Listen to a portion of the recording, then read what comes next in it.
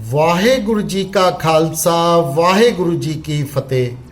ਗੁਰੂ ਪਿਆਰਿਓ, ਹੁਣ ਅਸੀਂ ਉਸ ਮਹਾਨ ਹਸਤੀ ਬਾਰੇ ਗੱਲ ਕਰਾਂਗੇ ਜੋ ਗੁਰੂ ਨਾਨਕ ਦੇਵ ਜੀ ਦੇ ਇੱਕ ਮਹਾਨ ਧਰਮੀ ਸਿੱਖ, ਗੁਰਮਤਿ ਪ੍ਰਚਾਰਕ ਅਤੇ ਗੁਰੂ ਘਰ ਲਈ ਦਸਵੰਧ ਇਕੱਠੀ ਕਰਨ ਵਾਲੇ ਮਸੰਦ ਸਨ ਅਤੇ ਉਹਨਾਂ ਨੂੰ ਗੁਰੂ ਤੇਗ ਬਹਾਦਰ ਜੀ ਨੂੰ ਗੁਰੂ ਰੂਪ ਵਿੱਚ ਦੁਨੀਆ ਸਾਹਮਣੇ ਉਜਾਗਰ ਕਰਨ ਦਾ ਮਾਣ ਹਾਸਲ ਹੈ।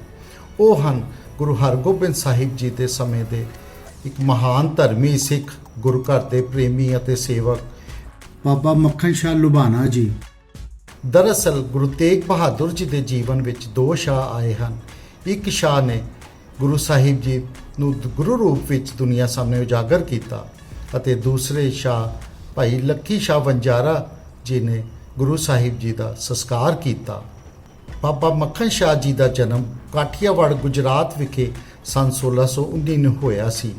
ਬਾਬਾ ਦਾਸ ਲੁਬਾਣਾ ਜੀ ਅਤੇ ਬੀਜੇ ਦੇਵੀ ਉਹਨਾਂ ਦੇ ਮਾਤਾ ਪਿਤਾ ਸਨ। ਉਹਨਾਂ ਦੀ ਪਤਨੀ ਦਾ ਨਾਮ ਸ਼ੀਤਲ ਦੇਵੀ ਅਤੇ ਉਹਨਾਂ ਦੇ ਪੁੱਤਰ ਦਾ ਨਾਮ ਲਾਲ ਦਾਸ ਸੀ।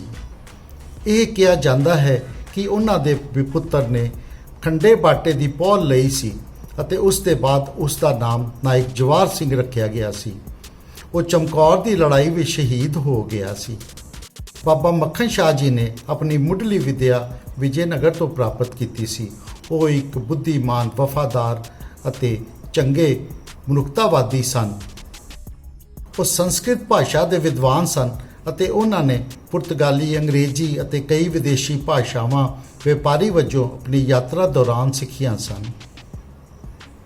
ਉਹ ਧਨਵਾਨ ਵਪਾਰੀ ਸਨ ਅਤੇ ਉਹਨਾਂ ਨੇ ਆਪਣੇ ਵਪਾਰੀ ਕਾਰੋਬਾਰ ਦੇ ਜੱਦੀ ਪੇਸ਼ੇ ਨੂੰ ਜਾਰੀ ਰੱਖਿਆ। ਉਹਨਾਂ ਨੇ ਕਾਰੋਬਾਰ ਅਤੇ ਵਪਾਰ ਦੀਆਂ ਸਾਰੀਆਂ ਤਕਨੀਕਾਂ ਆਪਣੇ ਪਿਤਾ ਕੋਲੋਂ ਸਿੱਖੀਆਂ ਸਨ। ਉਹ ਪੰਜਾਬ ਦੇ ਪੱਛਮੀ ਹਿੱਸੇ ਅਤੇ ਵਿਦੇਸ਼ ਵਿੱਚ ਵਪਾਰ ਅਤੇ ਗੁਰਮਤਿ ਪ੍ਰਚਾਰ ਲਈ ਆਇਆ ਜਾਇਆ ਕਰਦੇ ਸੀ। ਉਹ ਭੂਮੀ ਅਤੇ ਸਮੁੰਦਰ ਰਾਹੀਂ ਮਸਾਲੇ, ਬੰਗਾਲੀ ਰੇਸ਼ਮ, ਕਸ਼ਮੀਰੀ ਸ਼ਾਲਾਂ, ਗੁਜਰਾਤ ਅਤੇ ਪੰਜਾਬ ਦੇ ਕੁਝ ਹਿੱਸਿਆਂ ਅਤੇ ਵਿਦੇਸ਼ਾਂ ਵਿੱਚ ਮੈਡੀਟਰੇਨੀਅਨ ਸਮੁੰਦਰ ਦੇ ਰਸਤੇ ਆਪਣੇ ਸਮੁੰਦਰੀ ਜਹਾਜ਼ ਦੇ ਰਾਹੀਂ ਪੁਰਤਗਾਲ ਤੱਕ ਵਪਾਰ ਕਰਦੇ ਸਨ। ਇੱਕ ਵਾਰ ਮਿਸਰ ਤੋਂ ਪਾਰ ਲੰਘਦੇ ਹੋਏ ਉਹ ਵਾਪਸ ਆ ਰਹੇ ਸਨ। ਉਹਨਾਂ ਦਾ ਸਮੁੰਦਰੀ ਜਹਾਜ਼ ਸਮੁੰਦਰ ਵਿੱਚ ਫਸ ਗਿਆ ਅਤੇ ਉਸ ਨੂੰ ਕੁਝ ਨੁਕਸਾਨ ਹੋਇਆ।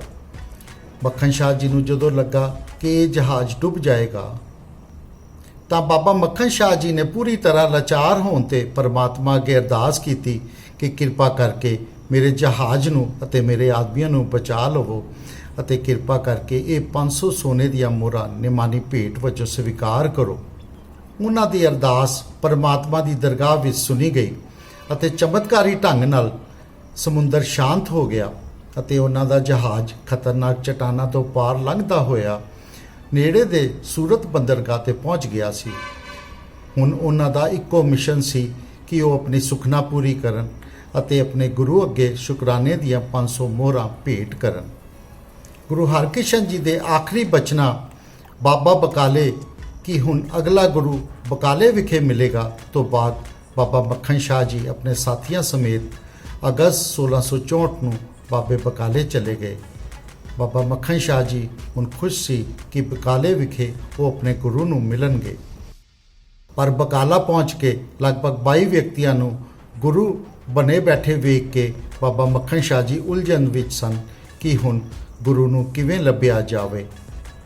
ਇੱਥੇ ਸਥਿਤੀ ਇਹ ਸੀ ਕਿ ਗੁਰੂ ਜੀ ਆਪਣੇ ਭਗਤ ਦੀ ਪ੍ਰੀਖਿਆ ਲੈ ਰਹੇ ਸਨ ਅਤੇ ਹੁਣ ਭਗਤ ਨੂੰ ਗੁਰੂ ਦੀ ਪਰਖ ਕਰਨੀ ਪਵੇਗੀ। ਇਸ ਲਈ ਬਾਬਾ ਮੱਖਣ ਸ਼ਾਹ ਜੀ ਨੇ ਇੱਕ ਯੋਜਨਾ ਬਣਾਈ ਕਿ ਗੁਰੂ ਹਰਕ੍ਰਿਸ਼ਨ ਜੀ ਦੇ ਉੱਤਰਾਧਿਕਾਰੀ ਬਣੇ ਹਰੇਕ ਵਿਅਕਤੀ ਨੂੰ 5-5 ਮੋਹਰਾਂ ਦੇਣ ਦਾ ਫੈਸਲਾ ਕੀਤਾ। ਪਹਿਲਾ ਸੇਵਾਦਾਰ ਬਾਬਾ ਜੀ ਨੂੰ ਧੀਰਮਲ ਕੋਲ ਲੈ ਗਿਆ, ਜਿਸ ਕੋਲ ਸ੍ਰੀ ਗੁਰੂ ਅਰਜਨ ਦੇਵ ਜੀ ਦੀ ਤਿਆਰ ਕੀਤੀ ਹੋਈ ਸ੍ਰੀ ਆਦਿ ਗ੍ਰੰਥ ਸਾਹਿਬ ਜੀ ਦੀ ਭੀੜ ਸੀ। ਬਾਬਾ ਜੀ ਨੇ 5 ਸਿੱਕੇ ਭੇਟ ਕੀਤੇ ਅਤੇ ਧੀਰਮਲ ਨੇ ਬਾਬਾ ਜੀ ਨੂੰ ਸਿਰੋਪਾਓ ਭੇਟ ਕੀਤਾ ਅਤੇ ਆਸ਼ੀਰਵਾਦ ਦਿੱਤਾ। ਬਾਬਾ ਜੀ ਨੇ ਇਸ ਤਰ੍ਹਾਂ ਬਾਕੀ ਸਾਰੇ ਗੁਰੂ ਰੂਪਧਾਰੀਆਂ ਨੂੰ 5-5 ਸਿੱਕੇ ਦਿੱਤੇ। ਬਾਬਾ ਜੀ ਉਦਾਸ ਸਨ ਕਿ ਕਿਸੇ ਨੇ ਵੀ ਅਰਦਾਸ ਦੀਆਂ 500 ਮੋਹਰਾਂ ਦੀ ਮੰਗ ਨਹੀਂ ਕੀਤੀ। ਫਿਰ ਉਹਨਾਂ ਨੇ ਸੁਣਿਆ ਕਿ ਇਲਾਕੇ ਵਿੱਚ ਇੱਕ ਇਕਾਂਤਵਾਦੀ ਹੈ ਜਿਸ ਦਾ ਨਾਮ ਤੇਗ ਬਹਾਦਰ ਹੈ ਅਤੇ ਉਹ ਗੁਰੂ ਹਰਗੋਬਿੰਦ ਸਾਹਿਬ ਜੀ ਦੇ ਸਪੁੱਤਰ ਹਨ। ਇਸ ਲਈ ਬਾਬਾ ਜੀ ਉਹਨਾਂ ਨੂੰ ਮਿਲਣ ਚਲੇ ਗਏ। ਜਦੋਂ ਬਾਬਾ ਜੀ ਨੇ 5 ਮੋਹਰਾਂ ਭੇਟ ਕੀਤੀਆਂ ਤਾਂ ਗੁਰੂ ਜੀ ਨੇ ਕਿਹਾ 500 ਮੋਹਰਾਂ ਦਾ ਵਾਅਦਾ ਕਰਕੇ ਸਿਰਫ 5 ਮੋਹਰਾਂ ਕਿਉਂ? ਬਾਬਾ ਮੱਖਣ ਸ਼ਾਹ ਜੀ ਦੀ ਮਾਂ ਬੋਲੀ ਜ਼ੁਬਾਨ ਲੁਕੀ ਸੀ। ਇਹੀ ਕਾਰਨ ਹੈ ਕਿ ਜਦੋਂ ਗੁਰੂ ਜੀ ਬਾਬਾ ਜੀ ਨੂੰ ਮਿਲੇ ਤਾਂ ਉਹਨਾਂ ਨੇ ਗੁਰੂ ਲਾਧੋ ਰੇ ਲੁਕੀ ਵਿੱਚ ਗੁਰੂ ਮਿਲ ਗਿਆ ਹੈ ਦਾ ਨਾਰਾ ਮਾਰਿਆ ਸੀ। ਇਸ ਤਰ੍ਹਾਂ ਬਾਬਾ ਮੱਖਣ ਸ਼ਾਹ ਨੇ ਗੁਰੂ ਤੇਗ ਬਹਾਦਰ ਜੀ ਨੂੰ ਗੁਰੂ ਰੂਪ ਵਿੱਚ ਉਜਾਗਰ ਕੀਤਾ। ਗੁਰੂ ਸਾਹਿਬ ਜੀ ਦੇ ਲੱਭਣ ਤੇ ਬਾਕੀ ਦੇ ਨਕਲੀ ਗੁਰੂ ਬਣੇ ਬੈਠੇ ਹੁਣ ਸਭ ਭੱਜ ਗਏ ਸੀ। ਹੁਣ ਸਿਰਫ ਉੱਥੇ ਧੀਰਮਲ ਹੀ ਰਹਿ ਗਿਆ ਸੀ। ਧੀਰਮਲ ਨੇ ਸ੍ਰੀ ਗੁਰੂ ਤੇਗ ਬਹਾਦਰ ਜੀ ਬਾਰੇ ਭੈੜੀਆਂ ਗੱਲਾਂ ਵੀ ਕਹੀਆਂ ਅਤੇ ਆਪਣਾ ਗੁਰੂ ਅਧਿਕਾਰ ਤਿਆਗਣ ਤੋਂ ਮਨਾ ਕਰ ਦਿੱਤਾ। ਧੀਰਮਲ ਨੂੰ ਬਹੁਤ ਈਰਖਾ ਹੋਈ ਅਤੇ ਉਹ ਹੁਣ ਜ਼ਰੂਰਤ ਪੈਣ ਤੇ ਮੌਤ ਤੱਕ ਲੜਾਈ ਲਈ ਤਿਆਰ ਸੀ। ਉਸਨੇ ਆਪਣੇ ਕੁਝ ਸਾਥੀਆਂ ਨਾਲ ਮਿਲ ਕੇ ਗੁਰੂ ਸਾਹਿਬ ਜੀ ਤੇ ਹਮਲਾ ਕੀਤਾ। ਜਦੋਂ ਇਹ ਗੱਲ ਬਾਬਾ ਮੱਖਣ ਸ਼ਾਹ ਜੀ ਨੂੰ ਪਤਾ ਲੱਗੀ, ਉਹ ਗੁਰੂ ਘਰ ਨੂੰ ਹੋਏ ਨੁਕਸਾਨ ਅਤੇ ਗੁਰੂ ਨੂੰ ਸੱਟਾਂ ਲੱਗਣ ਤੇ ਦੁੱਖ ਨੂੰ ਬਰਦਾਸ਼ਤ ਨਾ ਕਰ ਸਕੇ। ਬਾਬਾ ਮੱਖਣ ਸ਼ਾਹ ਆਪਣੇ ਸਾਥੀਆਂ ਨਾਲ ਮਿਲ ਕੇ ਧੀਰਮਲ ਦੇ ਘਰ ਗਏ।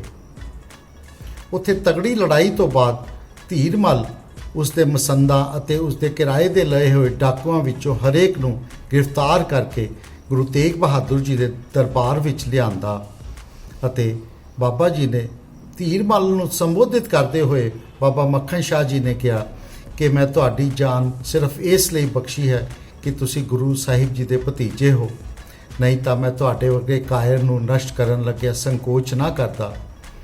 ਧੀਰਮਲ ਅਤੇ ਉਸਦੇ ਸਾਰੇ ਸਾਥੀਆਂ ਨੇ ਗੁਰੂ ਸਾਹਿਬ ਜੀ ਅੱਗੇ ਗੋਡੇ ਟੇਕ ਦਿੱਤੇ ਅਤੇ ਆਪਣੇ ਅਪਰਾਧ ਲਈ ਮਾਫੀ ਮੰਗੀ। ਬਾਬਾ ਮੱਖਣ ਸ਼ਾਹ ਜੀ ਗੁਰੂ ਤੇਗ ਬਹਾਦਰ ਜੀ ਨਾਲ ਅੰਮ੍ਰਿਤਸਰ ਚਲੇ ਗਏ।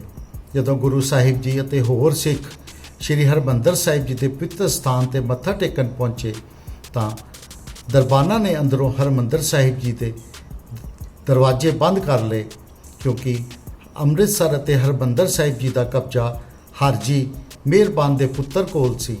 ਮਗਰ ਉਹ ਹੁਣ ਡਰਦਾ ਸੀ ਕਿ ਜਿਸ ਤਰ੍ਹਾਂ ਧੀਰਮਲ ਨੂੰ ਬਕਾਲੇ ਤੋਂ ਬਾਹਰ ਸੁੱਟਿਆ ਗਿਆ ਹੈ, ਉਸੇ ਤਰ੍ਹਾਂ ਮੈਨੂੰ ਵੀ ਪੰਥ ਵਿੱਚੋਂ ਬਾਹਰ ਸੁੱਟਿਆ ਜਾਵੇਗਾ। ਬਾਬਾ ਮੱਖਣ ਸ਼ਾਹ ਜੀ ਨੇ ਗੁਰੂ ਸਾਹਿਬ ਜੀ ਨੂੰ ਕਿਹਾ ਕਿ ਮੈਂ ਉਹਨਾਂ ਨੂੰ ਤੁਹਾਡੇ ਨਾਲ ਇਸ ਤਰ੍ਹਾਂ ਦਾ ਵਰਤਾਓ ਨਹੀਂ ਕਰਨ ਦਿਆਂਗਾ। ਮੇਰੇ ਮਾਲਕ ਆਗਿਆ ਦਿਓ, ਉਹਨਾਂ ਨੂੰ ਦਰਵਾਜ਼ੇ ਖੋਲ੍ਹਣ ਲਈ ਮਜਬੂਰ ਕੀਤਾ ਜਾਵੇ। ਗੁਰੂ ਸਾਹਿਬ ਜੀ ਨੇ ਕਿਹਾ ਨਹੀਂ ਮੱਖਣ ਸ਼ਾਹ, ਅਸੀਂ ਤਾਕਤ ਦੀ ਵਰਤੋਂ ਨਹੀਂ ਕਰਾਂਗੇ ਅਤੇ ਗੁਰੂ ਸਾਹਿਬ ਜੀ ਬਿਨਾਂ ਦਰਸ਼ਨ ਕੀਤੇ ਹੀ ਚਲੇ ਗਏ। ਜਦੋਂ ਗੁਰੂ ਜੀ ਕੀਰਤਪੁਰ ਸਾਹਿਬ ਪਹੁੰਚੇ ਤੇ ਉੱਥੇ ਬਿਲਾਸਪੁਰ ਦੇ ਰਾਜੇ ਦੀਪ ਚੰਦ ਦੀ ਰਾਣੀ ਜਲਾਲ ਦੇਵੀ ਨੇ ਗੁਰੂ ਘਰ ਲਈ ਨਵਾਂ ਸ਼ਹਿਰ ਬਣਾਉਣ ਲਈ ਕਾਫੀ ਰਕਮ ਅਤੇ ਜ਼ਮੀਨ ਦੇਣ ਦੀ ਪੇਸ਼ਕਸ਼ ਕੀਤੀ। ਗੁਰੂ ਜੀ ਨੇ ਜ਼ਮੀਨ ਨੂੰ ਤੋਹਫੇ ਵਜੋਂ ਲੈਣ ਤੋਂ ਇਨਕਾਰ ਕਰ ਦਿੱਤਾ ਅਤੇ ਕੀਰਤਪੁਰ ਦੇ ਆਸ-ਪਾਸ ਵਾਜਬ ਅਦਾਇਗੀ ਕਰਕੇ ਜ਼ਮੀਨ ਖਰੀਦਣ ਲਈ ਸਹਿਮਤ ਹੋ ਗਏ। ਬਾਬਾ ਮੱਖਣ ਸ਼ਾਹ ਜੀ ਨੇ ਅਦਾਇਗੀ ਵਿੱਚ ਕਾਫੀ ਯੋਗਦਾਨ ਪਾਇਆ। ਕੀਰਤਪੁਰ ਤੋਂ 8 ਕਿਲੋਮੀਟਰ ਦੂਰੀ ਤੇ ਇੱਕ ਪਿੰਡ ਮੱਖੋਵਾਲ ਸੀ, ਉਸ ਨੂੰ ਨਵੇਂ ਸ਼ਹਿਰ ਵਜੋਂ ਚੁਣਿਆ ਗਿਆ। ਜਿਸ ਨੂੰ ਪਹਿਲਾਂ ਚੱਕ ਨਾਨਕੀ ਆਖਿਆ ਜਾਂਦਾ ਸੀ, ਉਸ ਦਾ ਨਾਮ ਹੁਣ ਅਨੰਦਪੁਰ ਰੱਖ ਦਿੱਤਾ ਗਿਆ ਸੀ। ਕੁਝ ਸਮੇਂ ਬਾਅਦ ਆਪਣੀ ਵਪਾਰਿਕ ਮਜਬੂਰੀ ਦੇ ਕਾਰਨ ਬਾਬਾ ਜੀ ਗੁਰੂ ਜੀ ਤੋਂ ਵਿਦਾਈ ਲੈਣ ਗਏ ਤੇ ਗੁਰੂ ਸਾਹਿਬ ਜੀ ਨੇ ਆਸ਼ੀਰਵਾਦ ਦਿੰਦੇ ਹੋਏ ਪਿਆਰ ਨਾਲ ਕਿਹਾ, ਤੁਸੀਂ ਗੁਰੂ ਘਰ ਦੇ ਸਭ ਤੋਂ ਵਫਾਦਾਰ ਸੇਵਕ ਹੋ। ਬਾਬੇ ਨਾਨਕ ਨੇ ਤੁਹਾਡੇ ਜਨਮ ਮਰਨ ਦੇ ਸਾਰੇ ਬੰਧਨ ਤੋੜ ਦਿੱਤੇ ਹਨ। ਬਾਬਾ ਮੱਖਣ ਸ਼ਾਹ ਜੀ ਨੇ ਆਪਣੇ ਵਪਾਰਿਕ ਕੰਮ ਤੋਂ ਇਲਾਵਾ ਪੰਜਾਬ ਦੇ ਉੱਤਰੀ ਅਤੇ ਪੱਛਮੀ ਹਿੱਸੇ ਵਿੱਚ ਸਿੱਖੀ ਦਾ ਪ੍ਰਚਾਰ ਕੀਤਾ। ਅੰਤ ਸਮੇਂ ਉਹ ਸਿਰਫ ਦਿੱਲੀ, ਕਸ਼ਮੀਰ ਅਤੇ ਸਿਆਲਕੋਟ ਵਿੱਚ ਵਿਚਰਦੇ ਰਹੇ ਅਤੇ ਉਹਨਾਂ ਨੇ ਜ਼ਿਲ੍ਹਾ ਸਿਆਲਕੋਟ ਵਿੱਚ ਦੇ ਹਰਪਾਲ ਨਗਰ ਵਿੱਚ ਆਪਣਾ ਡੇਰਾ ਬਣਾਇਆ ਸੀ, ਜਿੱਥੇ ਸੰਨ 1674 ਵਿੱਚ ਉਹ ਅਕਾਲ ਚਲਾਣਾ ਕਰ ਗਏ ਸੀ। ਉਹਨਾਂ ਦੀ ਯਾਦ ਵਿੱਚ ਬਾਬਾ ਬਕਾਲੇ ਵਿੱਚ ਗੁਰਦੁਆਰਾ ਸ਼੍ਰੀ ਬਾਬਾ ਬਕਾਲਾ ਸਾਹਿਬ ਜੀ ਸੁਸ਼ੋਭਿਤ ਹਨ। ਬਾਬਾ ਮੱਖਣ ਸ਼ਾਹ ਜੀ ਇੱਕ ਮਹਾਨ ਸਿੱਖ ਸਨ। ਉਹਨਾਂ ਦਾ ਪੂਰਾ ਜੀਵਨ ਗੁਰੂ ਘਰ ਅਤੇ ਸਿੱਖੀ ਦੀ ਸੇਵਾ, ਤਿਆਗ ਅਤੇ ਬਹਾਦਰੀ ਨਾਲ ਭਰਿਆ ਹੋਇਆ ਹੈ, ਜੋ ਸਾਡੇ ਸਾਰਿਆਂ ਲਈ ਇੱਕ ਬਹੁਤ ਵੱਡਾ ਪ੍ਰੇਰਨਾ ਸਰੋਤ ਹੈ। ਗੁਰੂ ਪਿਆਰਿਓ, ਇਹ ਵੀਡੀਓ ਤੁਹਾਨੂੰ ਕਿਸ ਤਰ੍ਹਾਂ ਲੱਗੀ, ਇਸ ਬਾਰੇ ਆਪਣੇ ਕਮੈਂਟ ਜ਼ਰੂਰ ਭੇਜਣਾ ਅਤੇ ਅਗਲੇ ਵੀਡੀਓ ਦੇ ਨੋਟੀਫਿਕੇਸ਼ਨ ਲਈ ਚੈਨਲ ਨੂੰ ਸਬਸਕ੍ਰਾਈਬ ਜ਼ਰੂਰ ਕਰਨਾ। ਸਿੱਖੀ ਦੇ ਪ੍ਰਚਾਰ ਦੇ ਲਈ ਇਸ ਚੈਨਲ ਦੇ ਲਿੰਕ ਨੂੰ ਵੱਧ ਤੋਂ ਵੱਧ ਅੱਗੇ ਸ਼ੇਅਰ ਕਰਨਾ, ਇੰਨੀਆਂ ਸੇਵਾਵਾਂ ਪ੍ਰਵਾਨ ਕਰਨੀਆਂ ਸੇਵਾ ਕਰਦਿਆਂ ਹੋਈਆਂ ਭੁੱਲਾਂ ਚੁੱਕਾਂ ਦੀ ਖਿਮਾ। ਵਾਹਿਗੁਰੂ ਜੀ ਕਾ ਖਾਲਸਾ, ਵਾਹਿਗੁਰੂ ਜੀ ਕੀ ਫਤਿਹ।